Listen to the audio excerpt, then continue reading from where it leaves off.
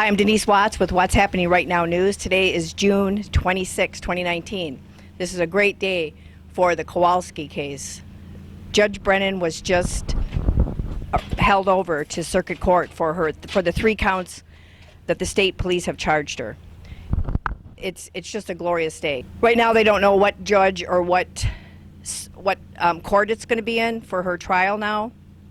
And the judge here today was unbelievable. I mean, he literally found her guilty the way he spoke on all the counts. And I want to say this. Tomorrow is Jerome Kowalski's 73rd birthday, and he sits in the Livingston County Jail, still waiting, over 11 years now to get out for a crime, 2 crimes he didn't commit.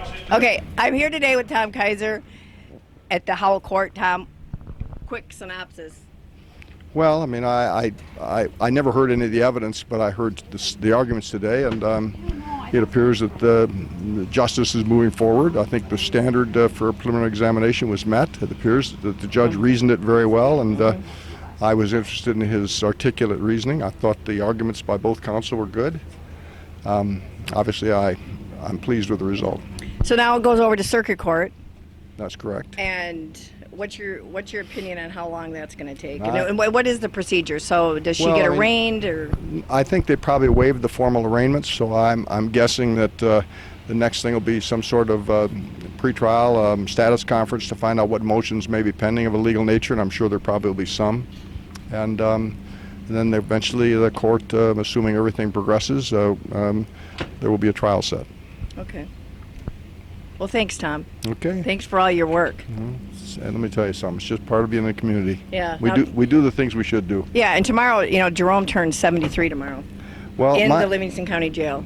And I'll tell you, I will wonder until it's concluded why in 2013 the prosecuting attorney did nothing. I mean, nothing.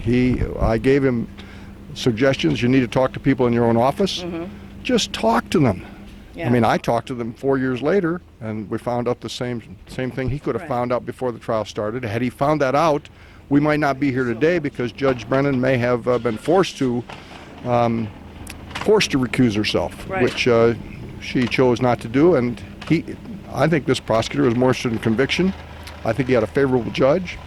I think he wanted to keep his detective in place, and so he just basically did nothing. And that is another story that I think needs to be reviewed at some point in time. I call it nonfeasance, when a prosecutor is more interested in his position and a notch in his belt than he is in justice for a man who's been in prison now for 10 years, I think, since the conviction. Over 11. Okay, 11.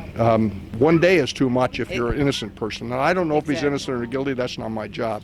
But he is, just like every other citizen we have, is entitled to a fair trial. Right. In front of an unbiased judge, by the way, okay? Exactly.